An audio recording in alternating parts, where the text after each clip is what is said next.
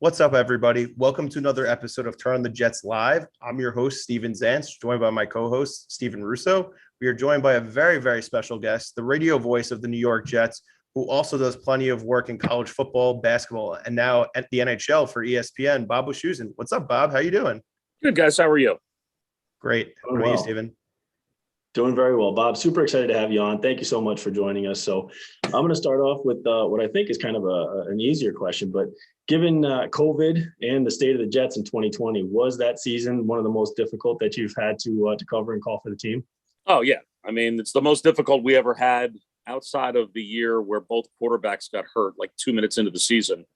You know, poor Brooks Bollinger got thrown to the wolves. It was it was a hard year. If there was one small blessing, I kept saying this to Marty Lyons as we were doing all the games, we were trapped in Florham Park while the team was on the road, but we weren't on the team plane. We weren't in the locker room after games. And, you know, 14 out of 16 weeks, the locker room was a miserable place to be. And the team playing home, I'm sure, was a miserable place to be. So if there was one small silver lining, I guess that was it. Probably a good year to be away from a team as much as possible and still do our jobs. But yeah, I would never want to repeat that. Yeah. Us either. Definitely makes your job tougher. And, you know, as fans, it was tough for us as well. Kind of transitioning off of that, you know, there's a lot of optimism surrounding the team. So I know, obviously, you know, a lot of people inside the building. I know you just mentioned to us that you haven't been in the building just yet because of COVID, but you're hoping you'll be in there in a couple of weeks once camp opens. But based on the conversations and Zooms you've had with people on the team and, you know, the front office, what's the pulse of the team? I know it's optimism for the fans. I'm just curious of what you've heard and, you know, different things that have been spoken about to you. Yeah, I mean, Robert Saleh has an infusion of enthusiasm just about him. So yeah, turning over kind of a whole new leadership leaf, I think is felt there. Now, again, it's hard because even the people that work full time for the Jets haven't been in the building. Mm-hmm. I mean, COVID has everyone scattered to the Zoom world like this. You know, everyone trying to do their jobs remotely. Slowly but surely, people are being phased back in. But I'm as anxious as anyone at some point to hopefully be there to talk to people and you know, feel that pulse a little bit more myself, because, you know, it's been the better part of 2 years we haven't been in the facility. You know, but there's no question that there is a level of optimism. I think that, you know, talking to Joe Douglas and the guys that work in his orbit heading into free agency, into the draft, and even some of the moves like bringing in Morgan Moses last week. I mean, that, you know, that's a level of talent that they haven't had several years. Mm-hmm. And I think that they feel like they're turning the roster towards what their vision of a football team is. And I think they have a lot of belief that they've got a young quarterback to build around as well. Yeah, that's great to hear. And, you know, we're really excited about Morgan Moses. I think that was one of the best signings that people haven't really spoken about in free agency just because it was later. But I'm really excited to have him in the building. Yeah. I mean, bookend tackles make a big difference. Mm-hmm. Oh, huge. And, you know, you mentioned Joe Douglas, and he kind of had an odd start, right, with the Jets. He came in 2019 when, you know, the work was pretty much already done for the offseason. So are you getting the feeling that he's really starting to, you know, put his fingerprints on this team? We're going to start seeing the effects of that in this year? Yeah, it's odd because it feels like he's been here for 5 years and he's only run 2 drafts and really one kind of difference-making free agent class. You know, it was interesting talking to him when he got hired about the fact that he felt it was in a way advantageous to get the job when he did, which seems strange that all the money would be spent, all the draft choices would have been chosen, and then he came in. You know, normally teams hire a general manager in January. He kind of does a crash course on the roster, and then he goes out and makes the offseason decisions and spends the money and you know, and drafts his players and starts to remake the team. And, you know, he said that there was almost a feeling, you know, of like, I've got all this time on my hands getting the job when he did. You know, a lot of times it's kind of a, you know, an unadvantageous position to be in. when you get the job in January and all of a sudden you got to go through free agency and you got to go to the combine and you got to draft and you have like a crash course on your roster.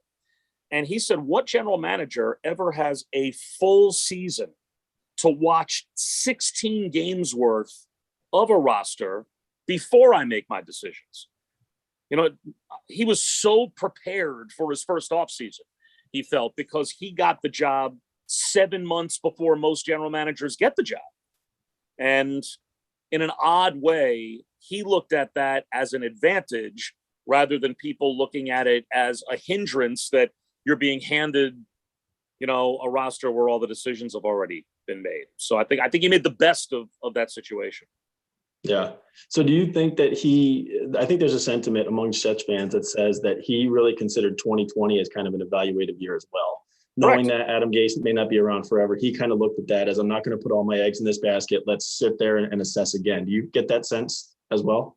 Yeah, there's no doubt. I mean, he, you know, again, most of the big decisions were made. Yeah. So, you know, normally a general manager comes in, you know, the season ends, the Black Monday or whatever, coaches and GMs get fired. You go through a process, and it might be mid to late January, early February when the new guy is hired. 3 weeks later, you're like on the verge of the combine and you're getting ready for free agency and you're going to draft. And, you know, you're probably spending a month like going through all of the tape of a team. He went through an entire season of watching the team in person, of being at practice, of being in meeting, you know, in rooms where he's having meetings with the guys who are, you know, with the players, in touch with them every day. He's, you know, he was able to evaluate a team up close and personal in a way that very few, if any, general managers probably ever have when they first get the job. Yeah, no, it's definitely interesting. And it probably gave him a lot of perspective of really what he was looking for, because he saw things that he probably liked and things he didn't like. So I definitely think it's helped him shape the roster the way it is today, because he saw what it looked like if it wasn't his handpicked team. So Bob, just transitioning a little bit to Zach Wilson. I know you mentioned you haven't met him yet because, you know, there's been a lot of restrictions, but you've been on a few Zooms with him. I'm curious, you know, your initial thoughts. I'm not sure if you called any of his games when he was at BYU over the course of his college career, but, you know, if you have any thoughts on him just as a prospect, you know, watching some of the tape and highlights, just curious what you think of Zach. Yeah, I mean, he definitely has that it quality. You know, he definitely exudes that I got this, you know, personality, which I think is very important in New York, because you will be in a spotlight in a way that you're not in other towns. And I know other towns kind of take umbrage with that, but like there will be every bit as much, if not more, attention on Zach Wilson than there will be on Trevor Lawrence, who's the first pick in the draft. Doesn't matter. You're in Jacksonville. You know, you've got two beat writers, you've got the local TV stations, and that's it. In New York City, every game afterwards, if and when we're allowed back in the locker room, is like Super Bowl level, you know, media, because we just have many more people here. You know, I always drew the comparison. If you go back to when Mark Sanchez was the quarterback of the Jets and Ryan Fitzpatrick was the quarterback of the Buffalo Bills, the Bills gave a huge contract to Ryan Fitzpatrick. Their numbers were very similar. And Ryan Fitzpatrick threw a boatload of interceptions in Buffalo. Nobody really cared. Mark Sanchez threw a boatload of interceptions with the Jets. It was on SportsCenter every single day. And that's because you're in New York City. So, yeah, I mean, I think Zach Wilson brings that, you know, I'm good with that attitude here. And I think that really is going to go a long way. I didn't have him in college. We did not cross paths. I did not have BYU the last couple of years. I think the last time I had BYU, Taysom Hill was their quarterback. So it's been a couple of years, but the people that I've talked to are very confident that he can come here and handle this. That's awesome. And I've heard similar things from people, and there's definitely a lot of buzz around him. I think the number one thing you hear from him is his processing and also the arm talent. It just seems like he has, like, you know, that NFL type arm. He may not have like the strongest arm, but he could just make all those crazy throws. Like they use the Mahomes comparisons. I'm going to throw water on that because I need to see it to believe it. But yeah, I'm really excited to see what he can do, and, you know, looking forward to the preseason. Yeah, I agree. I think that, you know, the number one knock against him was level of competition this year. If you look at BYU, like who they played, I would counter that with who was he throwing to? And I don't think anybody that he threw to is going to get drafted in the top 4 rounds in the NFL. I don't know if he's got one skill position guy on his team that's going to play in the NFL. So that's the job of a scout. The job of a scout, and the job even, you know, when they had when the Jets had to evaluate Sam Darnold. Or if you're the Carolina Panthers and you're sitting there saying, what will we give up for Sam Darnold? You're looking at him last year and you're watching him make throws and you're saying to yourself, all right, that throw that sailed 3 feet over the head of, a former lacrosse player, would that be caught by, a legit NFL wide receiver? And that's the prognostication job of a scout. I mean, that's, when you're watching BYU, you have to be sitting there going, all right, well, he may have been throwing, in his most high profile game of the season against Coastal Carolina, but at the same time, he's not throwing to NFL receivers. So I have to just look at the tape and say to myself, does that look to me like an NFL throw? And obviously they saw plenty to say yes. Yeah, totally fair. So I think one of the things that came along with the drafting of Wilson is that the Jets finally have something that they haven't had in a while, where they have a GM, head coach, and now a quarterback that are all kind of, there's a synergy there. They're in lockstep with each other. But Bob, if I were to ask you, of those three, which one should have Jets fans most excited as they go to the future? Who would you say? Is it Douglas, Saleh, or Wilson? Well, I mean, they're obviously all completely intertwined, but I think the immediate impact on the team has to be Joe Douglas because he's picking the players. Yeah. We will see with Zach Wilson. We've obviously been down this road with quarterbacks before, and I'm sure Jet fans have every right to say, I'll believe it when I see it. Mm-hmm. And that's fine. I think you will see it with him, but to be skeptical until it happens, 100% valid. What I would say is covering college football as much as I have over the last 15, 20 years, and all the times I've sat in tape rooms with the analysts that I've worked with, no matter what their background is, all of them, the minute they turn the tape on, go immediately to an offensive line. And their question when they're breaking down tape and getting ready for a game is, can Team A block Team B? And if Team A can't block Team B, then Team A is dead. And I don't care who their quarterback is. I don't care who the wide receivers are. They're going to have a really hard time if their offensive line stinks. And for the better part of 10 years, the Jets neglected their offensive line. They tried to patch it together. They tried to find bargains on the free agent market. They tried to find mid to late round diamonds in the rough. And to me, the most encouraging thing that, we get totally caught up in fantasy football stats and PPR and whether this running back, is going to get this many catches in a game. And it's all about skill position numbers. The guys that know football, and I think the guys you want making your decisions for you are guys that still realize this game is about whether or not you can block the other team. Mm-hmm. That you can't do any of that fantasy football stuff if you can't block the other team. And you have a general manager that gets that, a general manager that was an offensive lineman himself. And you can see these first 2 years, he's been able to put his fingerprint on the team. What has he done? He's completely remade the offensive line and made that a top of the draft priority. And the last time the Jets were any good, they were living behind an offensive line where their front office made that a top of the draft priority. That's not a coincidence. So, yeah, I mean, as much as I'm excited to have a new head coach that really seems like a rally around the leader type, and as much as I'm excited about, I think, what the prospect of Zach Wilson is, I'm most excited about the fact that we have a general manager now, I think, that gets it. Mm-hmm. Yeah, no, I was literally going to go back to that point of 2009, 2010. The Jets had the best offensive line in the NFL. It's no accident they were a playoff team and made back-to-back title games and really were close to going to the Super Bowl when they lost in Pittsburgh, which was the most heartbreaking game I've ever watched. But no, I totally agree. And I think that, I like where we're headed. I think, and, Joe Caparosa was on our show last week. He was saying, we're one more offensive line away to have the conversation. Maybe this line could be as good as those lines at that right guard. I mean, Greg Van Roten could end up playing a lot better, playing with much better players around him, but a little skeptical just based on the results I saw last year, but you never know. I know Damian Woody says if the linemen are good around you, it definitely elevates your game. So I'm excited to see what he could do next to Morgan Moses and maybe an improved Connor McGovern. Yeah, and you can't solve every problem in your first 2 years. I mean, I think people are now realizing, and having watched the Jets last year, I think Jet fans, as much as they hated Adam Gase and as much as they wanted to dump on Sam Darnold and, look, everyone takes blame when you have a year like they had, but this was a massively untalented team. It just was. I mean, I believe, like most Jet fans, if they drew up a pie chart, would probably blame 70 to 80% of what happened on Adam Gase last year and 20 to 30% on the players. I would flip that.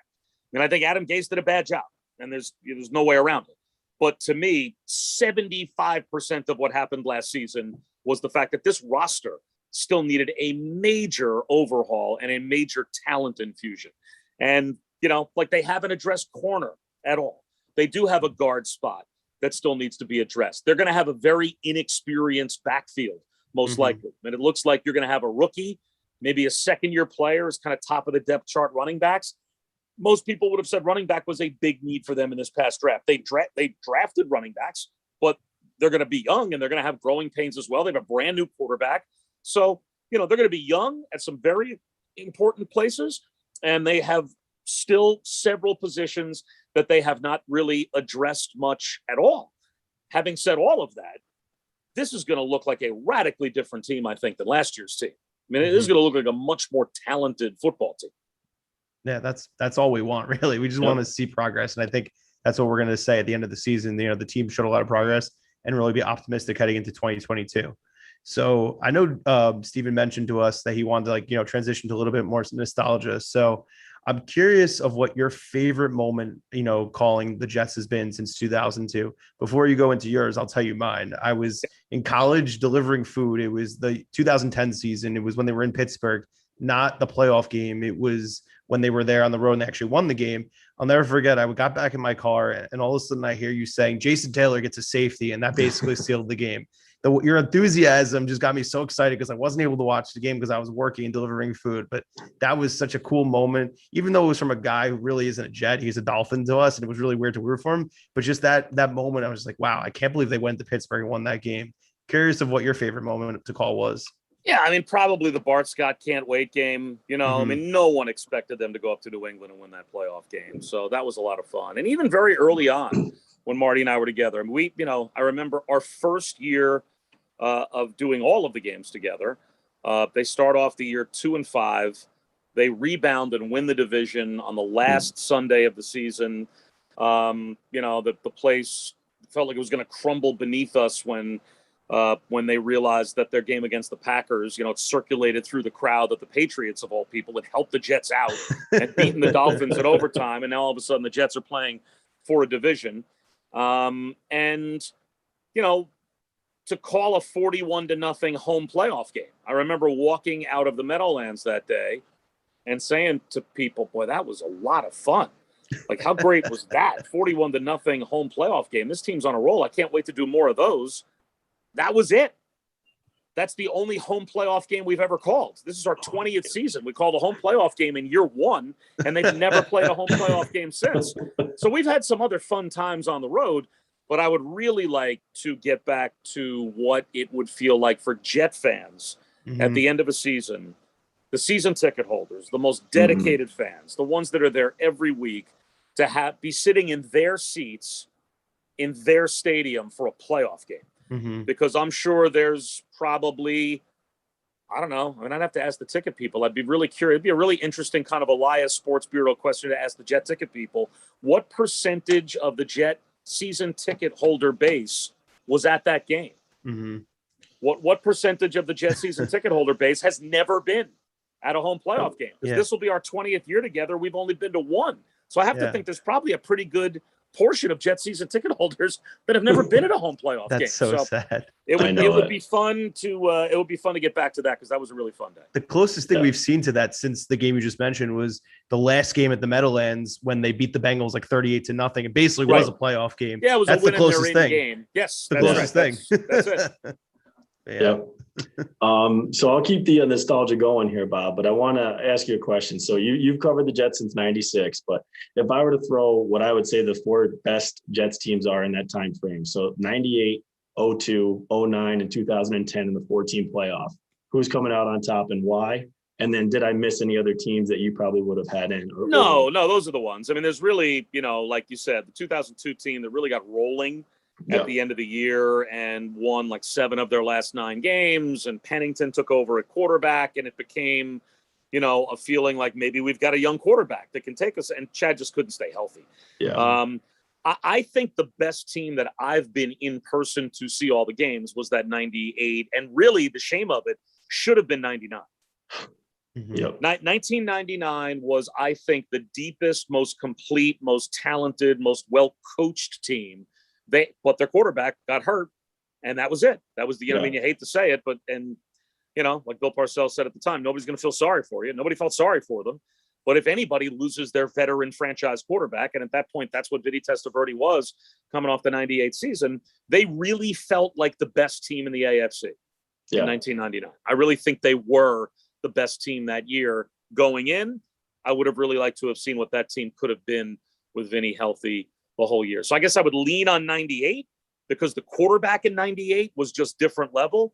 As much as I have a soft spot for Mark Sanchez, who's the nicest guy in the world, the Jets played around him in 2009 and 2010. They didn't play through him. I mean, they avoided making him a big reason of why they were able to do what they were able to do. They based that on their defense, their run game, their offensive line, and once in a while, him being able to make a play off play action. That team in 98, it was Curtis Martin, obviously, but it was Vinny. I mean, Vinny was unconscious that year.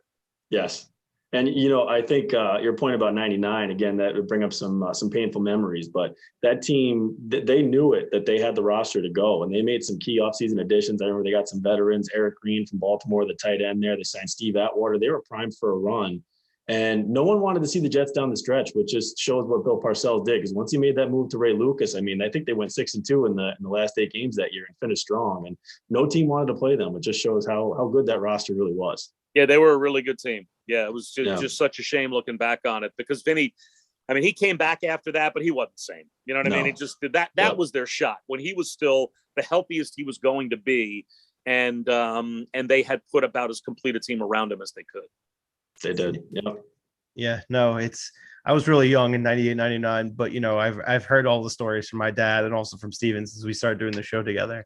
So, Bob, I know you got to run in a bit, so I wanted to ask you one question. It's not really Jets related. So, besides Marty Lyons, because we know that's your favorite partner, who would you say is your favorite partner to work with? I guess for college football or basketball, either way. And if you don't want to maybe necessarily name a favorite, who do you think you have the best chemistry with? Maybe that's a better way. I mean, it's I would like to think I've got good chemistry with all the guys that I work with. Hopefully, they're all sitting there saying I like working with them. The guys I've been blessed to work with recently on college basketball, I've worked Mondays with Fran Fraschilla in the Big 12, and I've worked with Dick Vitale for the past 3 or 4 years, every Saturday and a bunch of other games as well. And he's everything that you would think he would be. I mean, That's awesome. You want to talk about a guy that did not forget where he came from and still talks about how blessed he is to this day to have the job that he's got. And Dan Orlovsky, who I work with right now, college football wise, for ESPN, absolute blast to be around, just the best guy in the world. Brock Eward, who made the move over to Fox, really happy for him because he gets bigger and better games than we were given. So good for him. But he was awesome to work with. I've really been lucky. I've worked with a lot of great guys. That's awesome. I think the biggest thing that is like a crime is that Dickie V can't do the tournament. Like, I think that ESPN should let him do the tournament with the Turner guys. He would eat it up. It'd be amazing. I just think that we're being robbed of that. Yeah. I think he deserves. He gets to do the Final Four, but you'd have to be like in Belgium to see him because he does like the international feed of the Final Four. So so Dick Vitale does every year call the Final Four, but you have to set your alarm for like 3 o'clock in the morning in Australia or something to watch it. Good to know. Good to know. Yeah. Bob, thanks again. We really appreciate you joining us. We're really excited to hear your voice again, calling the team and hoping more wins this year than last year. And also excited to see you on college basketball, NHL, and also college football coverage. Thanks again, Bob. Really appreciate it. Thanks, guys. Okay. Thanks very much, Bob. Take care. So that was Bob Wischusen of ESPN, also of the Jets. And, he was great. Steven, I loved him, touching on the nostalgia question because I know you love that 98 team. So I feel like you were happy to hear him say the 98 team and then also, teasing 99 really being the team that, the best that never was because like you said, Vinny went down and, just it all went downhill from there. And everyone was saying that, that Parcells should have went to Ray Lucas a lot sooner. I've heard that a million times over. And it's probably true because he did play pretty well in a spurt for the Jets. And who knows, maybe if they went to him sooner, they actually maybe could have made some serious noise in the playoffs. Yeah. I mean, 98 was a fun year and that team was top to bottom. They were just good across the board and they had such a good coaching staff. I mean, you talk about Bill Parcells being the head coach, Bill Belichick on defense. They had Charlie Weiss on offense. I mean, you go through the list of, Romeo Crennel was on that staff. It was insane. And then you talk about Krebet, Keyshawn, outside, and Dedrick Ward in the slot, Curtis Martin. I mean, it was really good top to bottom. And thinking about how we were really built to win in '99, and that was going to be the year. And Parcells knew it too. And he made moves to make that happen. And it all went down in, I think, the second quarter of that first game, and non-contact, you just knew it. I think Curtis Martin there was a botched handoff there. Curtis Martin dropped it, and then Vinny went to recover it, and boom, it was like the whole season just went down from there. And yeah, man, Tom Tupa, I think, came in, threw a couple touchdown passes before they went to Rick Meyer, lost the game. And then, it was too long before Ray Lucas came in. But that was a fun one. It's good to hear Bob talk about him. He's been covering the team for 25 years. He knows his stuff, but it was good to kind of pull on some of the good Jets memories, and hopefully there's more to come. But I think it's good having him talk about the state of the team right now, the excitement around Joe Douglas, Robert Saleh, Zach Wilson. I think we can all feel it. So it's good to have him kind of touch on those things. Yeah, no, it was great. And I think it's crazy just even now, with all the restrictions that, are being lifted, just like in America, everything with people getting vaccinated. It's crazy. He just hasn't been in the building. He hasn't been able to. And like, it just seems like he's like, yeah, I spoke to Zach on Zoom, but like, we've never really met before. I never covered him in college. So it's like, it seems like he doesn't have a full, opinion or just how he thinks about him. I mean, I definitely think he's, impressed and he's intrigued to see what he does, but it's just crazy that someone, who's so close to the teams just hasn't been able to do that. But yeah, I'm excited to hear Bob's voice, calling some Zach Wilson to Elijah Moore touchdowns. I think that's going to make us all feel really happy. And, I'm just super excited for the season back. It's crazy that camp opens, I think 3 weeks from today. I'm pretty sure it usually opens on a Thursday or Friday. So it's around the 28th. So I'm super excited about that. But so Steven, I'm curious, what's like the one thing that you are most excited about, as we head into camp? I know the roster's pretty set in stone. There might be a few tinkers here and there as we get into camp with like cuts and everything. Probably a quarterback is going to be added. We've talked about that ad nauseum, but what's like the one thing that's really get you going as we head into training camp 3 weeks away? There's a lot of intricacies, things that we haven't had in a long time. I'm going to go a little more top line, broader perspective, just offense. We have a deep wide receiver core, a rebuilt offensive line, young new quarterback that I think we're all excited about.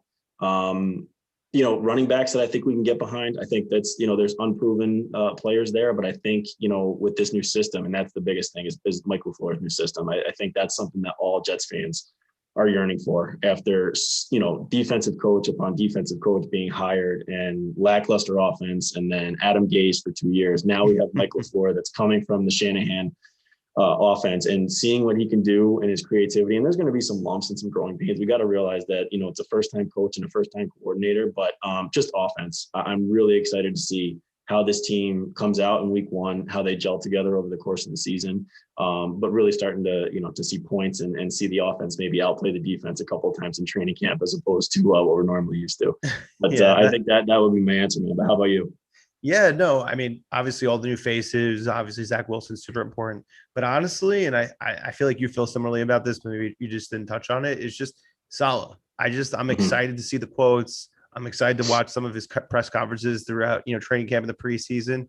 Cause I know you've said to me, you could listen to Robert Saleh talk for hours about anything just because he just has that energy. And Bob even touched on it. He's just that kind of guy that's really going to galvanize the locker room and get everyone super excited and just want to go to war for him. So yeah, I just think just the whole experience with him being the head coach and just reading about it. Cause I know first week of August, second week of August, I'm reading about the Jets pretty much every day. I'm reading on all different mediums, whether it's the Athletic, Daily News, Post, just seeing all the different things that people are saying about the team. And I think with a new coach, there's gonna be a lot going on. I keep saying this, and I know I've touched on it a lot. I just think we're gonna get a lot of like Rex Ryan vibes without all the bravado. I think he's going to just get you excited. You're going to like what you hear from him, but he's not going to, say, I don't want to kiss Bill Belichick's rings or guarantee we're going to the Super Bowl. He's going to be more humble, but he's still going to get you just really going. So I'm just super excited for him to be our head coach, to be honest with you. No, I agree with you. And I think, honestly, the similarities you can draw to Rex Ryan, I think if you kind of blend Rex Ryan and Bill Parcells taking over, that's what it kind of is for me. Now, in no way, shape, or form am I saying that Robert Saleh brings the same aura or has the same history as Bill Parcells. Nobody does outside of Bill Belichick. But the situation that they're taking over are eerily similar. I mean, Saleh coming in and taking over for an Adam Gase led team for 2 seasons that was 7-9 and then 2-14. that's really a mirror image of, Bill Parcells taking over for Rich Kotite. This roster is going to overturn completely. We're already seeing it happen. So if you blend kind of Rex Ryan being a player's coach, quote unquote, a defensive mind, first time head coach, similarities there with Robert Saleh, but then the situations that they're coming into, I think is Bill Parcells-esque. And I think Joe Douglas kind of has his fingerprints on that, Parcells type, because he was GM at the time too. So that's kind of, I think you can draw similar. If you mold those two together, that's where where the similarities are. And I think that's what another thing that I'm really excited about as well. Yeah, I agree. Maybe even throw a little bit of Herm in there, because Herm had some personality as well. I know he's had the famous press conference, and Herm was definitely one of the better coaches in franchise history. So yeah, absolutely. I mean, it's just hard not to be excited. I know, like, we don't expect a lot of wins, but I think that there's just going to be a lot of fun things that we're going to take away from this season, and I'm hoping that it really shapes the future of the franchise. And 5 years from now, we look back, this was the beginning of this really strong era of the team, and that can really lead to perennial playoff appearances, and hopefully us holding that Lombardi trophy one day with the Greek confetti, as I've fantasized about many times in my life, with the song Trophies by Drake playing in the background. No, I think, that's a good point about Herm. I mean, Herm made the playoffs 3 out of the 5 years he was here. When he had a healthy quarterback, he made the playoffs. And that's the bottom line. It's a shame that he left and went to Kansas City, but you got to give Herm credit. But I agree with you, man. I hope someday we can get out of the let's be excited about seeing our name in the Hunt graphic, and excited about actually, hoisting a Lombardi trophy and maybe getting to a Super Bowl to see what that would actually feel like. I mean, if we get to the Super Bowl, I'm going. I don't care what the cost is. I don't care where the location is. I am going. It's just, you just never know when that opportunity could really happen. I know I've heard a lot of people. I know people who are Eagles fans that all went to that Super Bowl a couple of years back, and they're like, obviously, if they didn't win, it wouldn't have been as great. But like, just being there in that moment and just seeing it and soaking it all in, you probably would almost pass out of just you don't even really know what to do. And honestly, I don't know what I would do. It would just be such a cool feeling, and hopefully being with family members and friends, and just being just seeing all these bad years just piling up, and then it all leads to this moment. It's I just want to experience. That's all that matters for me. All the struggle we've been through is going to be worth it when not if, but when we get to that point. Oh, look at you making some guarantees that we're definitely going to. I got to get some positivity around here, man. I'm positive. I'm optimistic, cautiously optimistic, but we need it.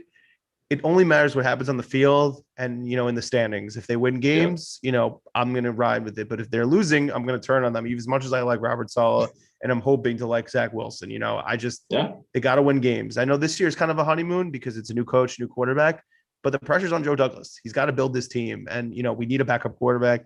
We need corners. I know he's going to address those things, hopefully sooner rather than later. Corners, I think next year, backup quarterback, hopefully in the next month.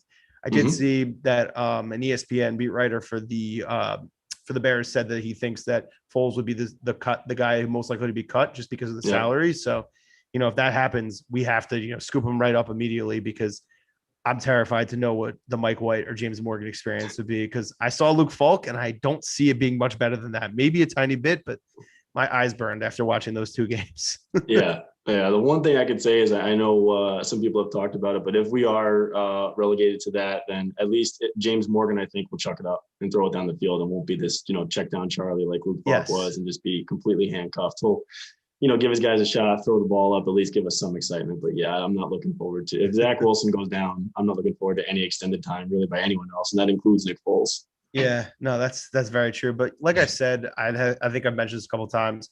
It can't be worse than last year. I don't even think, even if he goes down, it'll be even as bad. I just think the team will be better prepared. I don't think they're going to quit on games. I just think that, they'll fight. They'll probably lose, but you'll be a little more entertained and more intrigued to watch, because you're still going to want to see the other guys on the team perform. And it's not like you're watching Frank Gore and Joe Flacco, which to me is crazy to think that was what we had to watch last year at times. Yeah. No disrespect to either of them. Frank Gore is a Hall of Famer. Joe Flacco, good quarterback, Super Bowl winning quarterback.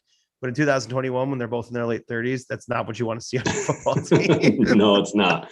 Not what I wanted to watch on an 0-12 team is Frank Gore getting, 2nd and 12 carries up the middle. Yeah.